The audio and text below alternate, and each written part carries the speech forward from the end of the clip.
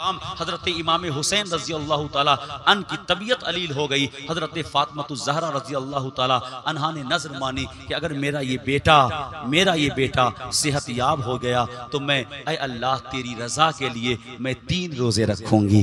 ऐ अल्लाह मैं तेरी रजा के लिए 3 रोजे रखूंगी। मगर आज की औरतें जो नजर मानती हैं, मैं बताता चलूं, ये नजर गैर शरई होती है कि मैं अगर ये काम मेरा हो गया तो मैं फला मज़ार पर जाऊंगी, चादर चढ़ाऊंगी, खस्सी और पूरा है ना बर्तन बासन लेकर के जाऊंगी, खाना पकाऊंगी। ये सब नजर गैर शरई है। इसमें खर्चा किसका होता है? शौहर का होता है।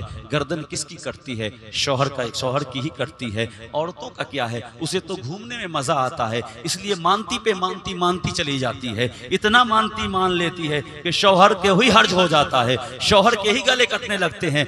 अब मैं आपको बताऊं कि अपनी बीवियों को ये कहो कि ये शरअन जो आप नजर मानी हो ये शरई नहीं है, बल्कि ये गैर शरई है। और गैर शरई नजर वो है कि जिसको पूरा करो तो भी ठीक है और ना पूरा करो तो कोई हर्ज नहीं है।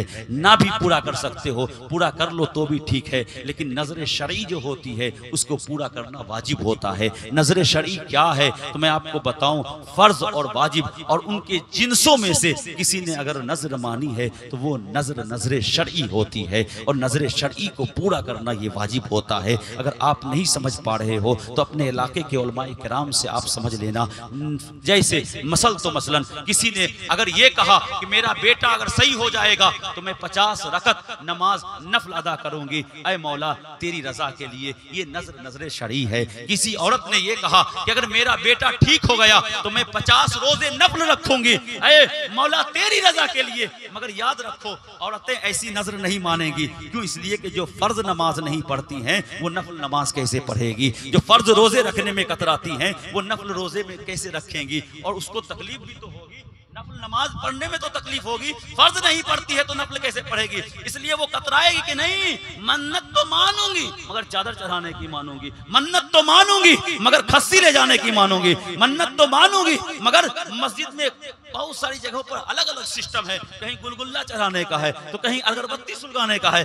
जहां चले जाओ हर जगह अलग अलग सिस्टम है। मगर आज के बाद से मैं आपको एक मसला और आपको एक ज़ियान दे करके जा रहा हूं। अपनी बीवी को कहना कि अगर मानना हो तो मज़ारों पे चादर चढ़ाने की मानती मत मानना।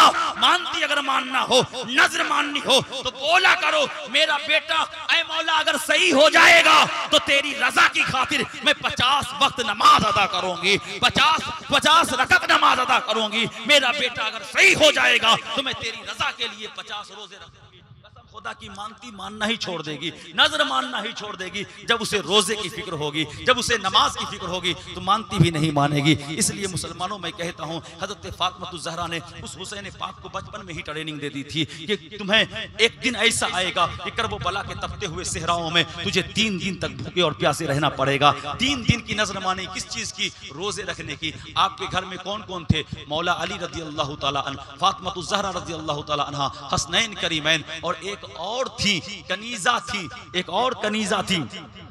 उस कनीजा के साथ मिलकर करके 5 लोग थे। कनीजा का नाम हजरत फिज़्ज़ा रज़ी अल्लाह ताला अन्हा है। उन 5 लोगों ने रोजा रखा। हजरत मौला अली के बारे में जब आप पढ़ोगे, आप क्या करते थे? आप करते थे बाहर जाते थे, मजदूरी करते थे, 2 दिरहम आपको मिलता था, वो 2 दिरहम लेकर करके आते थे और 2 दिरहम से जौ खरीदते थे। जौ खरीद करके लाते, हजरत फातिमा ज़हरा को जौ देते। हजरत फातिमा ज़हरा रज़ी अल्लाह ताला अन्हा उस जौ को पीसा करती थी। पीसने के बाद उसका आटा बनाती, आटा बनाने के बाद उसे गोंदती, गोंदने के बाद उस जौ की रोटी तैयार करती और फिर जो रोटी तैयार होती उसी से पूरे दिन का गुजारा हो जाया करता था। ये थे मौला अली की जात। मगर जानते हो मौला अली और फातिमा ज़हरा कौन थी? मौला अली और फातिमा ज़हरा वो जात और हस्ती कि अगर सोने के पहाड़ को इजाजत दे देते ना कि मेरे कदमों में आ जा, तो सोने के पहाड़ भी मौला अली के कदमों में आ गया होता, हजरत फातिमा ज़हरा के कदमों में आ गया होता। मगर शुक्र इलाही सबसे बड़ी नेमत है, अल्लाह का शुक्रिया अदा करना सबसे बड़ी नेमत है। रोजा रखा 3 दिन के मानती मन्नत था, 3 दिन का नजर था, रोजा रखा, पूरे दिन भर रोज खाने और पीने से रुके रहे। मगरिब का जब वक्त हुआ 5 रोटी तैयार की गई जौ की, दस्तरखान पे रख दी गई। दस्तरखान पे रखने के बाद अब करीब है कि मगरिब की अजान होगी, अब अफ्तार करने का वक्त आ चुका है। लेकिन आइन अफ्तार के वक्त से पहले पहले एक सायल, एक फकीर, एक गरीब उसके दरवाजे पर आ जाता है और वो आवाज लगाता है कोई बंदा जो मुझे दे दे, मैं बहुत दिनों से भूखा हूँ, प्यासा हूँ,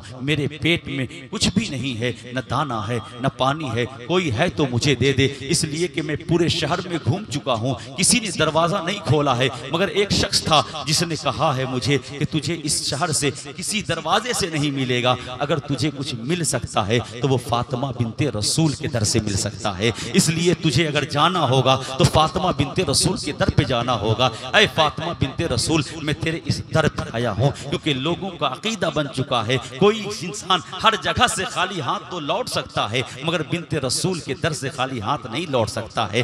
अब वो फासाइल वो मांग रहा है। हजरत मौला अली अभी अपने चेहरे को मोड़ रहे हैं कि चलो चल करके देखते हैं, जो भी होगा उसे भी कुछ दे देंगे। लेकिन अभी अपने चेहरे को मोड़ते हैं, इधर देखते क्या है, इमाम अली मकाम 5 रोटी को उठाते हैं, उठाने के बाद दरवाजे पर चले जाते हैं, जाकर पूरी रोटी को दे देते हैं, फिर पानी पी कर करके रात भर आप यूं ही जिंदगी गुजार लेते हैं। फिर दूसरे दिन रोजा होता है, वैसा ही मामला होता है, फिर फकीर चला आता है, 5 रोटी इमाम अली मकाम दे देते हैं। तीसरे दिन फिर रोजा होता है, क्योंकि 3 रोजे की नजर थी। तीसरे दिन भी फकीर को 5 रोटी उठाकर इमाम हुसैन दे देते हैं। ये तरबियत किस माँ ने दी थी? ये तरबियत फातिमा ज़हरा ने दी थी। इस बाप ने तरबियत दी थी, ये तरबियत मौला अली ने दी थी। क्यों दी थी? इसलिए कि फातिमा ज़हरा रज़ियल्लाहु ताला अन्हा जानती थी बेटा एक वक्त आएगा जब तपते हुए सहराओं में तुझे जाना होगा, भूख और प्यास की शिद्दत तुझे सताएगी, इसलिए प्रैक्टिकल यही कर ले, इम्तिहान तुझे खुदा की बारगाह में करबो बला के तपते हुए रेगिस्तान में देना है। तो माँ और बाप की तरबियत का असर ये हुआ कि हुसैन पाक ने कासिम की जवानी को लुटते देखा, मगर कदमों में लग्जिश ना आई। औनो मोहम्मद को शहीद होते देखा, कदमों में लग्जिश ना आई। कासिम के जवानी को शहादत के खून से लबरेज देखा, मगर कदमों में आपके रंजिश तकलीफ ना आई। आपने 71 शहीदा ने करबला को अपने हाथों में उठाया, उठाकर एक जगह समेटते रहे, मगर आपके कदमों में लग्जिश ना हुई। ये किसका करिश्मा था? ये अगर करिश्मा था तो एक का नाम मौला अली है, तो दूसरे का नाम फातिमा ज़हरा है। तकदीर, नारे रिसालत, उलमा अहले सुन्नत, मसलक आला हजरत हजरत अल्लामा मौलाना मुफ्ती सैयद माहिरुल कादरी साहब। सुभान अल्लाह, सुभान अल्लाह। पता क्या चला कि बाप अगर वली हो, बाप अगर नेक हो तो औलाद नेक होती है, माँ अगर नेक हो तो उसकी औलाद नेक होती है। और माँ अगर टिकटॉकर हो, माँ अगर फेसबुकिया हो, माँ अगर सिर्फ चैटिंग करती हो तो जाहिर सी बात है, अगर माँ ट्विटर पर है ना, यूट्यूब पर वो सब करती हो, है ना, वो रील्स बनाती हो और नाचती हो, नचनिया हो, तो जाहिर सी बात है उसकी बेटी भी नचनिया ही बनेगी। तो जैसे बाप के करतूत होंगे, जैसे बाप के आदात होंगे, जैसे बाप के अतबार होंगे, जैसे माँ के अखलाक व आदात होंगी, यकीनन उसके बच्चे भी वैसे होंगे। बाप नेक होगा तो औलादें नेक होंगी, माँ नेक होंगी तो औलादें नेक होंगी। ये हो नहीं सकता है कि शराबी का बेटा नमाजी बन जाए। हाँ, ये हो सकता है कि नमाजी का बेटा हो तो अल्लाह उसके नमाज पढ़ने की वजह से उसके बेटे को भी तौफीक दे दे कि जब मस्जिद में अजान आए तो उसके कदम बाजारों की तरफ ना जाए, अगर जाए तो अल्लाह के घर, अगर जाए तो अल्लाह के घरों की तरफ जाए। मुसलमानों, एक और एतराज होता है कि बताओ करबो बला के मैदान में पानी पर पहरा लगा हुआ था। ये किस घर के थे? अगर चाहते तो मंगवा लेते। हाँ, यकीनन मंगवा लेते, इसलिए कि मैंने तो उस घर के बेटों को देखा है पानी मंगवाते हुए। जब बेटे की करामत ऐसी है तो बाबा की करामत कैसी होगी? आप जानते हो ना, ख्वाजा अजमेरी को तो जानते ही हो, पूरा अना सागर को एक कासा में बोला लिया था। कौन है ख्वाजा अजमेरी? ये ख्वाजा अजमेरी हुसैन पाक का ही तो बेटा है, हुसैन पाक का ही तो बेटा है। गौसे आजम कौन है जो अपने पांव के कदमों से मुर्दे को ठोकर मार दे तो मुर्दा खड़ा हो जाए? ये गौस कौन है? अरे उसी हुसैन का ही तो बेटा है। जानते हो जो खुद अपनी नमाजे जनाजा पढ़ाए साबिर कलियरी, वो कौन है? वो भी तो इमाम हुसैन का बेटा ही है। जानते हो वो कौन है? वो हुसैन का बेटों की बारगाह में चलोगे तो इतने आपको करामतें मिलेंगी कि खुद ख्वाजा गरीब नवाज ने पानी अना सागर को, जो अपनी अनानियत पे नाज करता था, एक कूजा में उसे मंगवा लिया। तो जब बेटा ये कर सकता है तो बाप क्यों नहीं कर सकता है? आप जानते हो हजरत इब्राहिम अला नबी अना ने अपने कौम के लिए जब अल्लाह के हुजूर में पानी तलब किया था तो अल्लाह रब्बुल इज्जत ने इरशाद फरमाया, अल्लाह रब्बुल इज्जत ने हजरत मूसा ने जब अपनी कौम के लिए पानी तलब किया तो अल्लाह रब्बुल इज्जत से हजरत मूसा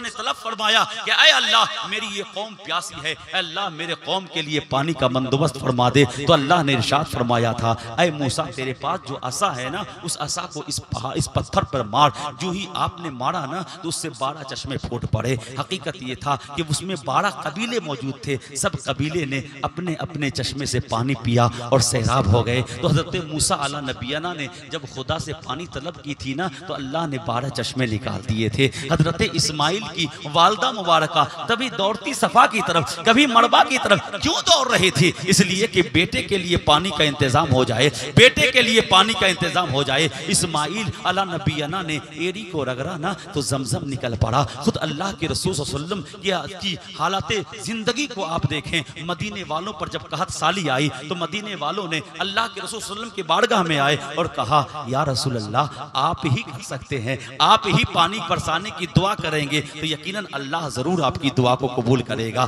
तारीख गवाह है अल्लाह के रसूल सल्लल्लाहु अलैहि वसल्लम एक बादल के छोटे से टुकड़े को आपने उंगली से इशारा दिया, वो उंगली से इशारे पर वो छोटा सा बादल का टुकड़ा मदीना के वस्त में आया और बीच में आकर इतना बरसा कि पूरा मदीना पानी से सैराब हो जाता है। उसी हुजूर के तो नवासे हैं। तो अब आप ये कहोगे फिर हुसैन के लिए पानी क्यों नहीं, अली असगर के लिए पानी क्यों नहीं, फिर कासिम के लिए पानी क्यों नहीं, फिर औनो मोहम्मद के लिए पानी क्यों नहीं, अब्बास अलम बरदार के लिए पानी क्यों नहीं, जाफर तैयार के लिए पानी क्यों नहीं, 72 नुफूसाने कुदसिया शहीदाने करबला के लिए करबला के मैदान में पानी आसमान में क्यों नहीं बरसा? चलो अल्लाह के हुजूर में ये अर्ज करते हैं, मौला इब्राहिम ने मांगा था तूने पानी दिया था, तेरे महबूब ने मांगा तो तूने पानी दिया, और तेरे वलियों ने मांगा तूने पानी उनके कदमों में ला करके रख दिया। मौला करबला में तूने पानी क्यों नहीं अता फरमाया? तो अब तसव्वुर में चलो तो अल्लाह कहेगा तेरा सवाल तो सही है, तेरा क्वेश्चन तो सही है, तू ठीक ही कहता है, मगर सुन इब्राहिम ने पानी मांगा था तब जाकर के मैंने दिया, लेकिन करबला के मैदान में तू जरा देख तो सही, अली असगर ने मुझसे पानी नहीं मांगा था, तू देख तो सही कासिम ने मुझसे पानी नहीं मांगा था, तू देख तो सही औनो मोहम्मद ने मुझसे पानी नहीं मांगा था, तू देख तो सही जाफर तैयार ने मुझसे पानी नहीं देखा था मांगा था, तू देख तो सही हुसैन आजम ने मुझसे पानी नहीं मांगा था, जिसने मांगा मैंने उसे दिया। अब अल्लाह आलम तसव्वुर और इश्क की मस्ती में चलो और पूछो मौला फिर क्यों नहीं दिया? तो मौला कहेगा मेरे बंदे सुन, मैंने अली असगर से पूछा था, अली असगर पानी चाहिए? तो अली असगर ने कहा मौला मुझे आज पानी नहीं चाहिए, आज तो राजी चाहिए। मैंने कासिम से पूछा ऐ कासिम पानी चाहिए? कासिम ने कहा मुझे पानी नहीं राजी चाहिए। मैंने हुसैन से पूछा ऐ हुसैन पानी चाहिए? तो हुसैन ने कहा मुझे आज पानी नहीं राजी चाहिए। किसकी राजी? ऐ रब तेरी राजी चाहिए, क्योंकि अगर तू राजी हो गया तो दुनिया भी अपनी है। और नारे तकबीर, नारे रिसालत, उलमा अहले सुन्नत, मसलक आला हजरत हजरत अल्लामा मौलाना मुफ्ती सैयद माहिरुल कादरी बस्ती बस्ती करिया करिया शहीद आजम कॉन्फ्रेंस। वाह वाह वाह। बस थोड़ी सी बात मैं आपके सामने 5 मिनट बोल करके मैं अपनी तकरीर खत्म करूंगा। तो बताओ हुसैन आजम का मकाम क्या है? जिसने मांगा पानी अल्लाह ने अता फरमाया, मगर करबो बला में किसी ने मांगा कहाँ? सब ने तो यही कहा, नहीं मौला आज हमें पानी नहीं चाहिए वरना तो तारीख बदल जाएगी। आज हमें तारीख लिखना है और तारीख ये लिखना है कि आज हम करबो बला के मैदान में अपनी जान बचाने नहीं आए हैं, अगर आए हैं तो दीन और ईमान बचाने आए हैं, अगर आए हैं तो मुस्तफ़ा का दीन बचाने के लिए आए हैं। मैं कहता हूं मुसलमानों, जाते जाते आप या हुसैन के नारे लगाते हो, सिर्फ या हुसैन के नारे मत लगाया करो, सिर्फ या हुसैन के नारे मत लगाया करो, इसलिए कि हुसैन पाक के पीर का नाम इमाम हसन है। हुसैन पाक के पीर का नाम इमाम हसन है। आज हमारी सुन्नियत में भी ये चीज है कि सिर्फ या हुसैन के नारे तो लगते हैं मगर हसन के नारे नहीं लगते हैं। मगर अहले सुन्नतो वल जमात कान खोल कर सुन लो, हुसैन के पीर का नाम हसन है। हसन हजरत इमाम अली मकाम के बड़े भाई हैं, इसलिए अहले सुन्नतो वल जमात का नारा या हुसैन नहीं है, या हसन या हुसैन है, या हसन या हुसैन, ये सुन्नतो वल जमात का नारा है मुसलमानों। इसलिए सिर्फ या हुसैन का नारा ना लगाओ। और या हुसैन के नारा लगाने वालों एक बात और कान खोल करके सुन लो, सिर्फ या हुसैन के नारा लगा लेने से कोई जन्नती नहीं हो जाएगा। सिर्फ या हुसैन का नारा लगा लेना, हाथ में झंडे ले लेना, ताजिया के आगे और पीछे चलना, भाले निकाल कर करके नारे तकबीर नारे रिसालत और या हुसैन कहते हुए चले जाना और ये समझना कि हमने तो 10 मुहर्रम को अपना काम कर दिया है। मुसलमानों, अगर तुम ये चाहते हो कि हम हुसैनी हैं और इसी ऐसे ही हुसैनी को कल अल्लाह के रसूल सल्लल्लाहु अलैहि वसल्लम के सदके में शफात मिलेगी, तो यकीन जान लो कि आप खता कर रहे हो, आपकी सोच गलत है। ऐसे हुसैनी कल कयामत में भी हो सकता है कि झट जाएं, हो सकता है कि मुस्तफ़ा जाने रहमत अपनी बारगाह से उसे मरदूद कर दें। तो आखिर कौन सा हुसैनियत है? मैं कहूँगा ए मुसलमानों, एक इंसान के अंदर दोनों चीज़ें बसती हैं, एक हुसैनियत भी बसती है और एक यजीदियत भी बसती है। हुसैनियत भी बसती है और यजीदियत भी बसती है। आप जानते हो, आप तारीख की किताबों को पढ़ोगे आपको पता चलेगा यजीद कौन था, तो आप कहोगे यजीद वो था जो शराब पीता था, यजीद वो था जो जुल्म करता था, यजीद वो था जो दूसरों की ज़मीन को खा लेता था, हड़प लेता था, यजीद वो था जो जुआरी था, यजीद वो था जो औरतों की इज्जत की पामाली करता था, यजीद वो था जो बच्चों को घसीटता था, उसे मारता और पीटता था, यजीद वो था जो बीवियों की इज्जत नहीं करता, बीवियों से मोहब्बत नहीं करता, बीवियों से नफरत किया करता था, यजीद वो था जो माँ और बाप का एहतराम नहीं करता था। यजीद कौन था? यजीद वो था जो लूट मार किया करता था, यजीद वो था जो गैर शरई उमूर किया करता था, यजीद वो था जो न अल्लाह के हुक्म की हिफाजत करता था, न मोहम्मद मुस्तफ़ा के हुक्म की और शरीयत मुस्तफ़ा की हिफाजत करता था।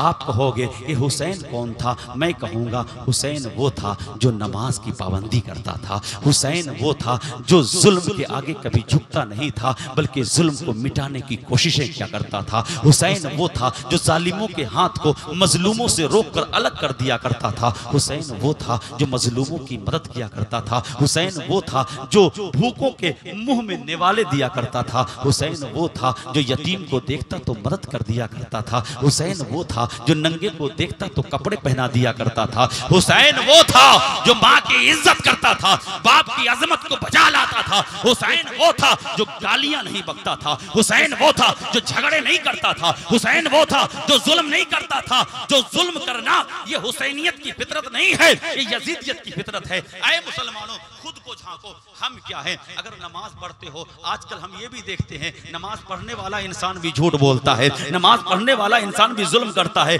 मैं कहता हूँ मस्जिद से निकलने वाला हर इंसान को हुसैनी मत समझ लेना, इसलिए कि हो सकता है लिबास उसका हुसैनी हो मगर किरदार उसका यजीदी हो। हर काबे के दीदार के आने वाला जो हाजी जिसे कहते हो, हर हाजी हाजी को तुम हुसैनी मत समझ लेना। हो सकता है कि लिबास उसका हुसैनी हो मगर किरदार उसका यजीदी हो। ऐ मुसलमानों, आप जानते हो यजीदी किसको कहते हैं, हुसैनी किसको कहते हैं? यजीदी वो है जो गालियां बकता है, यजीदी वो है जो झगड़े करता है, यजीदी वो है जो नफरत करता है। अगर आप भी गालियां बकते हो तो यजीदी किरदार आप में भी है। अगर आप झगड़े करते हो यजीदी किरदार आप में भी है। आप नफरत करते हो यजीदी किरदार आप में भी है। माँ बाप की इज्जत नहीं करते यजीदी किरदार आप में भी है। नमाज नहीं पढ़ते यजीदी किरदार आप में भी है। रोजे नहीं रखते यजीदी किरदार आप में भी है। आप कहोगे फिर हुसैनियत क्या है? मैं कहूंगा गाली भी छोड़ दो, नमाज शुरू कर दो। जुल्म भी छोड़ दो, नमाज शुरू कर दो। बुराई छोड़ दो, नमाज शुरू कर दो। यहां तक के दिल भी तुम्हारा हुसैनी हो जाए, नफ्स भी तुम्हारा हुसैनी हो जाए, तो ऐसा हुसैनी हो जाए कि रोड पर चलो तो दुनिया वाला तुम्हारे चलने को देखकर कहे ये जाना इसका मुसलमान नहीं जा रहा है बल्कि मुकम्मल इस्लाम जा रहा है। ये जाने वाला मुसलमान नहीं जा रहा है, ये जा रहा है तो मुकम्मल इस्लाम जा रहा है। तो दिल तो तुम्हारा हुसैनी है, तो सिर्फ दिल को हुसैनी मत बनाओ। अगर हुसैनी बनाना है तो नफ्स को हुसैनी बनाओ। कैसे? आप जानते हो, अभी आप जाओगे फजर की नमाज पढ़कर, लोग कह रहे हम तो 2100 टका दान किए, हम तो 5000 टका दान किए, 11,000 रुपया दान किए, और अभी जलसा से जाएगा, सोएगा, फजर गायब होगा कि नहीं होगा? फजर गायब उसका। ये सोच करके यहां से जाएगा हम तो जन्नती हो गए, हम तो हो गए जन्नती। हमें अगर 10,000 में जन्नत मिल जाती तो फिर इतने बड़े बड़े थे ना, सब वही जाते, है ना? तो मुसलमानों, ये हुसैनियत की पहचान नहीं है कि मस्जिद बना लो। सिर्फ मस्जिद बनाना हुसैनियत की पहचान नहीं है, मस्जिदों को आबाद करना हुसैनियत की पहचान। मस्जिद बनाना हुसैनियत ये मत समझो मेरे गांव और मोहल्ले की मस्जिद में संगे मरमर लगा है, मेरे मोहल्ले की मस्जिद से खूबसूरत कोई और मोहल्ले की मस्जिद है ही नहीं। देखो कितनी खूबसूरत मस्जिद है, इसलिए मस्जिद जब खूबसूरत है तो मुसलमान भी खूबसूरत। नहीं, मुसलमान खूबसूरत दान देने से ही नहीं होता है। दान दो, जितना दान दोगे अल्लाह रब्बुल इज्जत उतना ही ज्यादा अजर अता फरमाएगा। एक दोगे 10 देगा, यहां तक के अगर फजल उसका ज्यादा हुआ तो 70 देगा। जितना देते रहो अल्लाह तुम्हें उतना देता रहेगा। लेकिन मस्जिदें जो बनाया है तुमने, ये मत समझ लेना कि सिर्फ दे दो जन्नती हो गए। मस्जिद बनाना कमाल नहीं है, मस्जिदों को आबाद रखना कमाल है। मस्जिदें बनती हैं छड़ से, मस्जिदें बनती हैं गिट्टी से, मस्जिदें बनती हैं बालू से, मस्जिदें बनती हैं रड से। कहोगे मस्जिदें आबाद कैसे होती है? तो मस्जिदें तो इन सारी चीजों से बन जाती हैं, मगर मस्जिदें आबाद होती हैं आपके कयाम से आबाद होती है, आपके रुकू से आबाद होती है, आपके जिक्र से आबाद होती है, आपके तस्बीह से आबाद होती है, आपके सजदों से आबाद होती है। जिस मस्जिद में जितने ज्यादा सजदे होते हैं अल्लाह उस मस्जिद को उतना ही ज्यादा। ये नहीं कि 11,000 रुपया दान दे दिए हो गए जन्नती। आप देखोगे जुमा में कितना जाते?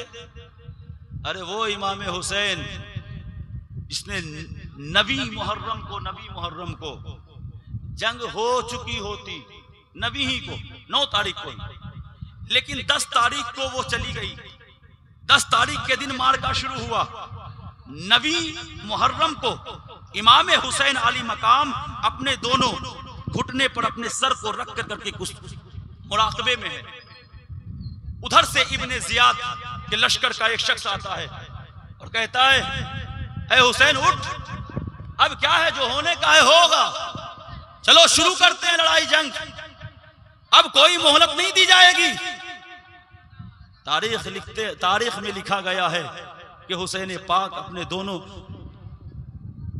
घुटने पर अपने सर को रखे हुए थे, मगर इश्क ये कहता है कि नहीं नहीं, तुम दुनिया ये देखती है कि अपने सर को अपने दोनों घुटनों पर रखे हुए थे, मगर हकीकत ये है कि हुसैन पाक उस हालत में भी अपने नाना मोहम्मद मुस्तफ़ा से बातें कर रहे थे, अपने नाना मोहम्मद मुस्तफ़ा से बातें कर रहे थे। अब जब उसने कहा ना कि चलो तैयार हो जाओ, इमाम आली मकाम ने फरमाया कि मुझे एक रात की मोहलत दे दो, एक रात की मोहलत, एक रात की मोहलत दो। इमाम ज़ैनुल आबिदीन ने फरमाया बाबा जो होने का है वो हो जाएगा, ये एक रात की मोहलत क्यों? इमाम आली मकाम ने फरमाया बेटा मुझे बुज़दिल मत समझना बेटा, मैं इसलिए टाइम नहीं मांगा हूं ताकि जंग टल जाए, मैं टाइम इसलिए मांगा हूं कम से कम एक रात तो मिल जाए जिस रात में मैं खुदा से बात कर सकूं, जिस रात में मैं सजदे कर सकूं। तो इमाम आली मकाम ने जंग की हालत में भी सजदे नहीं छोड़े। तो आज भी इंसानों पर कितनों ही मुसीबत के पहाड़ टूट पड़े, उस मुसीबत के पहाड़ में भी जो इंसान सजदे नहीं छोड़ता है, हकीकत में वही हुसैन, हकीकत में वही, ये नहीं कि सिर्फ तलवार लाठी डंडा लेकर के चले हुसैनी हुसैनी हुसैनी, वो हुसैनी नहीं होता चाहे कितनों ही मुसीबत आ जाए। जानते हो आज आपका बेटा को अगर एक गोली लग जाए तो बाप की 3, जब तक हॉस्पिटल में वो रहेगा, नमाजी भी होगा बाप माना तो उसकी नमाज कज़ा हो जाएगी। हकीकत है कि नहीं? कितनों ही नमाजी हो, 5 वक्ता नमाजी हो, अगर उसके बेटे के पांव में गोली लग जाए, कितनों ही बड़ा नमाजी हो, मैं कहता हूं इमाम हो वो मुसल्ले का, नमाज उसकी कज़ा होगी, क्योंकि फिक्र यहां बेटे की है। मगर वारे इमाम आली मकाम 71 शहीद को अपने हाथों से आपने उठाया, मगर आपके ईमान में जर्रा बराबर भी खराश ना आई, मोहब्बत इलाही में जर्रा बराबर भी आंच ना आया। 71 शहीद होते रहे पर आपका सजदा भी अता, आपका सजदा भी अता होता रहा। तो जो मुसीबत के वक्त में सजदे करते रहे, हकीकत में वही हुसैनी होता है। और लोगों बस एक बात और जुमला में कह दूं, आज तो भाई भाई में मोहब्बत नहीं होती ना, अपने भाई भाई से मोहब्बत नहीं होती। एक भाई अगर जमीन के केस में पड़ जाए ना तो दूसरा भाई साइड हो जाता है। क्यों साइड होता है जानते हो? इसलिए कि अगर हम भी भाई का साथ देंगे तो कहीं वो दुश्मन मेरा भी नाम ना दे दे, होता है कि नहीं? फिर भाई भाई का साथ नहीं देगा। लेकिन देखो भाई तो भाई का साथ छोड़ो, सौतेले भाई की मोहब्बत सौतेले भाई से कितनी होती है, ये अगर कहीं मिलेगा तो वो भी खानदान रसूल में मिलेगा। सौतेले भाई की मोहब्बत। आज जानते हो एक इंसान, एक आदमी है, उसकी बीवी का इंतकाल हो गया, उसने एक बेटा छोड़ा या एक बेटी छोड़ी, जितनी औलादें छोड़ी, 1 या 2 छोड़ी औलाद थी उसकी। अब वो दूसरी शादी करेगा ना तो जो नई नवेली दुल्हन आएगी वो कहेगी कि नहीं इस दोनों को नहीं रखेंगे, इस दोनों को चाइल्ड होम में भेज दो, रखना है तो या मुझे रखो क्योंकि मुझे इससे प्यार नहीं, और अगर रख भी ले शौहर जबरदस्ती के शौहर को, चलो प्यार है शौहर का बेटा है, तो फिर अब उसकी तरफ से जुल्म होगा। जहां पर अपने बच्चे को 2 रोटी खाने के लिए देगी, उस बच्चे को 1 रोटी खाने के लिए देगी। यही तो है ना मोहब्बत हमारी।